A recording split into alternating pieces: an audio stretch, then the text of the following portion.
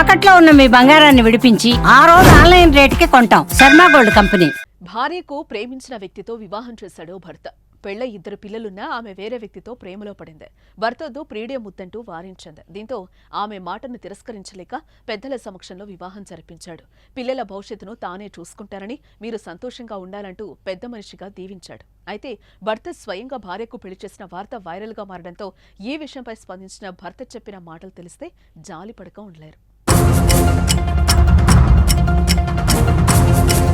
ఉత్తరప్రదేశ్లోని సంత్ కబీర్ నగర్ జిల్లాకు చెందిన బబ్లూకు రాధికకు 2017లో వివాహమైంది. వీరికి 2 సంతానం. ఇదిలా ఉంటే భార్య రాధిక విశాల్ కుమార్ అనే వ్యక్తితో వివాహేతర సంబంధం పెట్టుకుంది. ఈ విషయం తెలుసుకున్న భర్త బబ్లూ ఆమెను ప్రశ్నించాడు.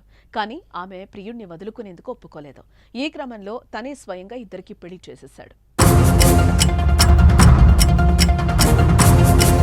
అయితే ఇటీవల ప్రియుడితో కలిసి భర్తలను చంపుతున్న వార్తలు నిత్యం ఎక్కడో ఓ చోట వెలుగు చూస్తూనే ఉన్నాయి. తాజాగా మీరట్లో ప్రియుడితో కలిసి భర్తను చంపి ప్లాస్టిక్ డ్రమ్ములో పెట్టిన ఘటన సంచలనంగా మారింది. ఇదే ఘటన ఇక్కడ భర్త బబ్లూను ఆలోచించేలా చేసింది. భార్య వివాహేతర సంబంధాన్ని అడ్డుకున్నా, వారితో గొడవకు దిగినా తనకు ఇదే పరిస్థితి వస్తుందని బబ్లూ భయపడ్డాడంట. ఒకవేళ ఆవేశంలో తాను భార్యను ఏమైనా చేసినా ఇద్దరికూ వచ్చింది ఏమీ లేదంటూ ఆలోచించాడంట. దీంతో భార్య ప్రేమించిన వ్యక్తికిచ్చి పెళ్లి జరిపించాడు బబ్లు.